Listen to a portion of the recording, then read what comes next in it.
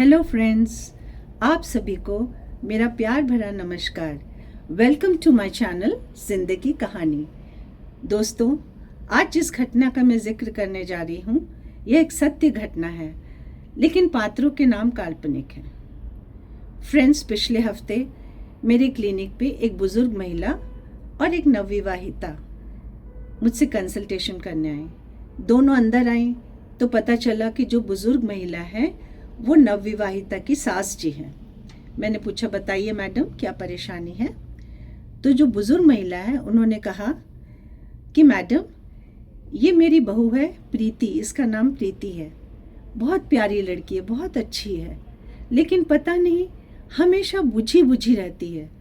इसके चेहरे पे हंसी बहुत कम देखते हैं हम, जबकि हम इसका इतना ख्याल रखते हैं। मेरा एक ही बेटा है, वो भी डॉक्टर है, पीजी कर रहा है। अब 1 साल बचा है, बस पीजी करने के बाद ये उसके साथ वहाँ चले जाएगी। तब तक वो मेरे साथ है यहाँ। घर में इसके ससुर जी भी हैं। हम दोनों इसका अपनी बच्ची से भी ज़्यादा ख्याल रखते हैं। और ये खुद भी प्राइवेट कंपनी में काम करती है। सुबह 10 से 4 ये वर्क फ्रॉम होम करती है। लेकिन पता नहीं, शायद हमारे प्यार में ही कुछ कमी है कि इसके चेहरे की हंसी जैसे गायब ही हो गई है। मैंने प्रीति की तरफ देखा। प्यारी सी लड़की, मांग भरी हुई, सलवार सूट पहनी, बहुत सिंपल एंड सोबर। मैंने उनकी सास जी से कहा, मैडम आप अगर बुरा ना माने तो मैं थोड़ी देर अकेले में प्रीति से बात करना चाहती हूँ। उन्होंने कहा, हाँ बिल्कुल बात करिए और अच्छे से इसकी शिकायत सुनिएगा और दूर भी करिएगा, और मुझे भी बताइएगा ये हमसे क्या गलती हो गई है।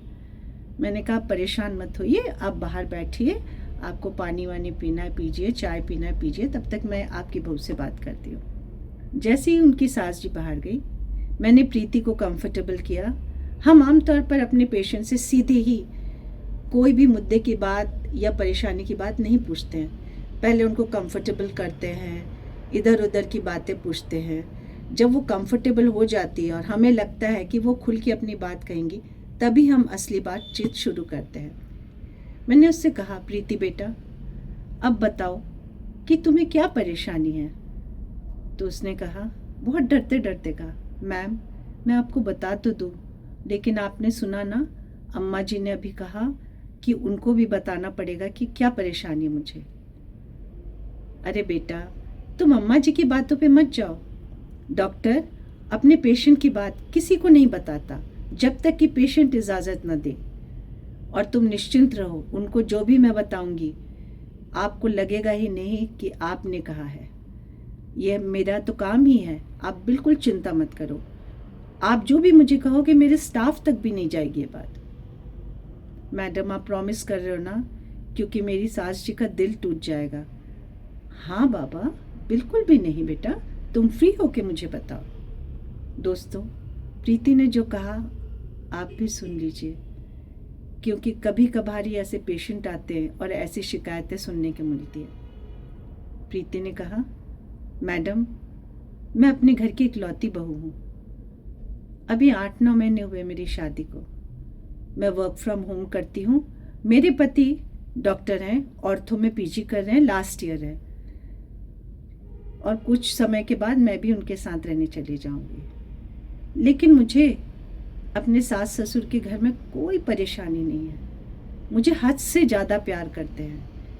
मेरे मुंह से कोई बात निकली तुरंत पूरी हो जाती है।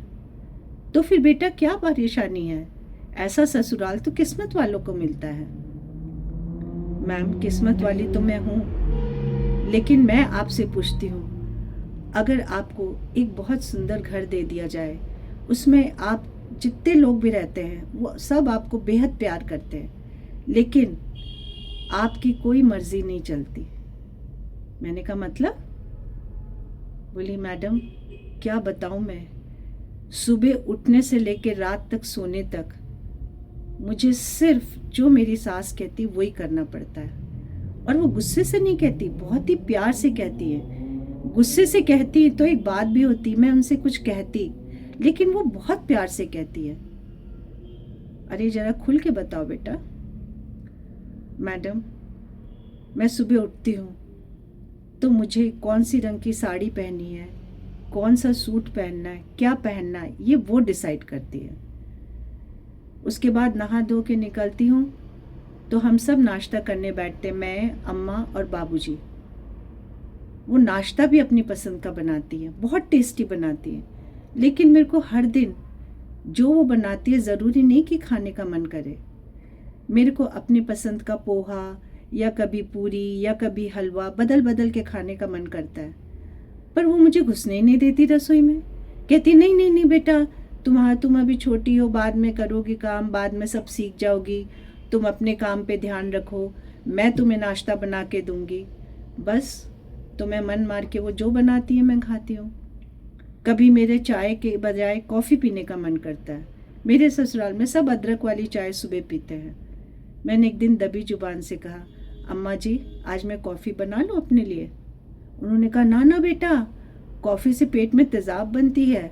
बिल्कुल नहीं, हमारे घर में तो कॉफ़ी कोई छूता ही नहीं है। मैं नहीं जानती कि क्या होगा कॉफ़ी पीने से तुम्हें, लेकिन हम लोग का तो यही है कि हम जब भी कॉफ़ी पीते हैं हमें एसिडिटी हो जाती है, और तब से हमारे घर में कॉफ़ी आती ही नहीं है। पर मम्मी मुझे तो सूट करती है। ना ना बेटा, तू यहाँ हमारी जिम्मेदारी है, तुझे कुछ भी होगा तो हम अपने बेटे को क्या जवाब देंगे?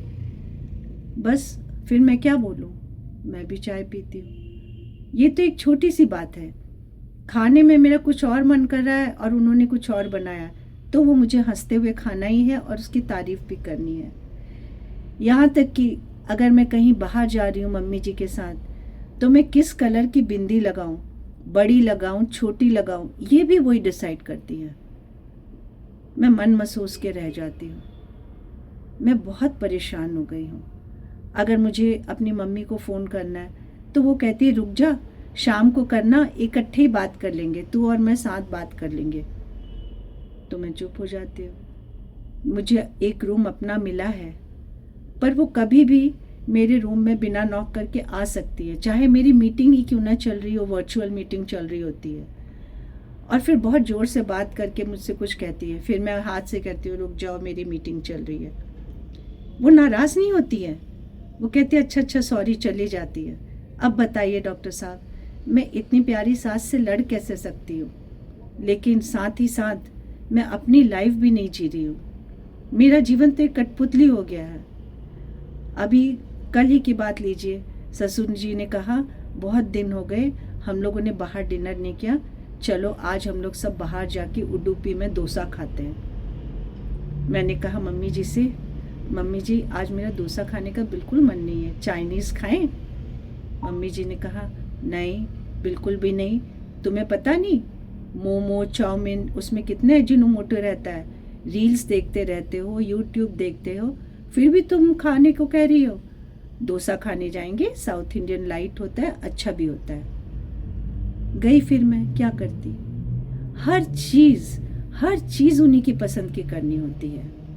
अगर मेरा मन करता है दिन में सोने का तो बिल्कुल नहीं, अगर मेरे को मन कर रहा है कि मैं 1 बजे थोड़ा सुस्ता लूँ, नहीं, वो कहती है 1 बजे नहीं सुस्ताना चाहिए, अच्छी बात नहीं है।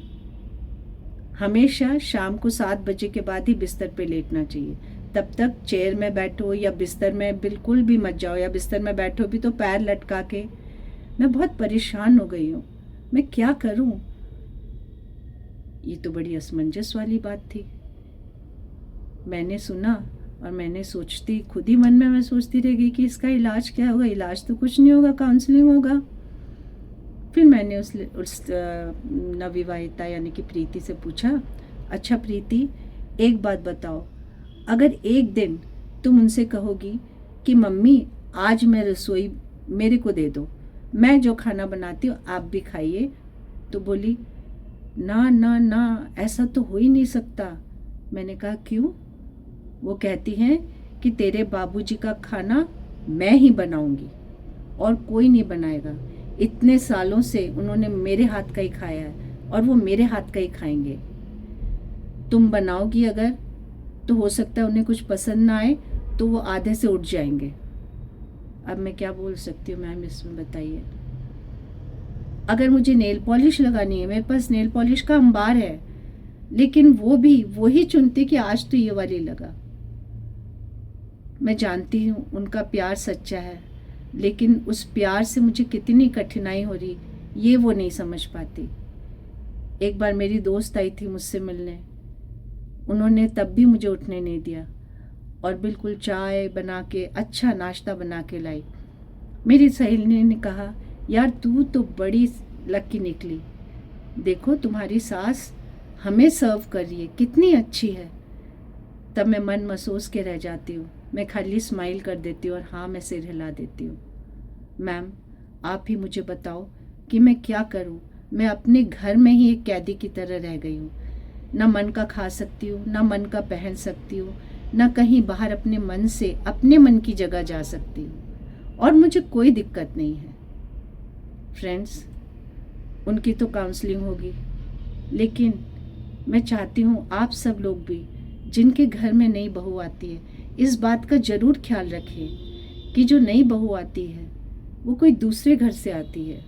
और आजकल तो शादियाँ 25 से 30 साल के बीच में होती है ज़्यादातर, चाहे वो लड़का हो या लड़की हो। जिस लड़की ने इतना बड़ा अरसा एक दूसरे माहौल में बिताया हो, वो सडनली आके आपके घर के माहौल और आपके तौर तरीके से बिल्कुल एडजस्ट हो जाए, ऐसा तो हो नहीं सकता। और उसकी भी अपनी इच्छाएं होती हैं। आप प्यार करिए अपनी बहुओं को, बहुत अच्छी बात है।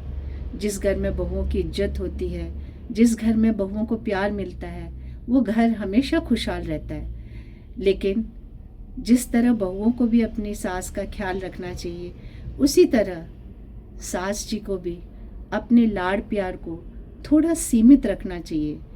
सीमित मतलब कंजूसी नहीं करनी चाहिए, सीमित मतलब ये कि बहू की भी इच्छा पूछनी चाहिए और उसकी भी इच्छा कभी कभी मान लेनी चाहिए। और अगर ऐसा हो तो बहुत अच्छा हो जाए।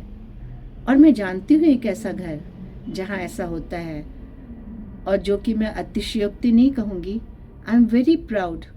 मेरी बेटी की सास जी है, बहुत अच्छी है। She is just like a friend to my daughter. And I have seen, जिस घर में सास और बहू दोस्त की तरह रहते हैं, वह घर हमेशा हंसता खिलखिलाता रहता है। और यहाँ तक कि मेरी बेटी को शायद मेरी याद भी नहीं आती होगी, बट आई एम हैप्पी, क्योंकि उसको एक दूसरी माँ मिल गई है जो उसकी माँ की तरह ही है। इससे बड़ी बात और क्या हो सकती है एक लड़की की माँ के लिए।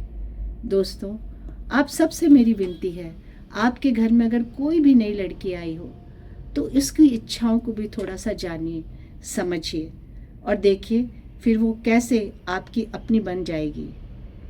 आई hope you agree with me.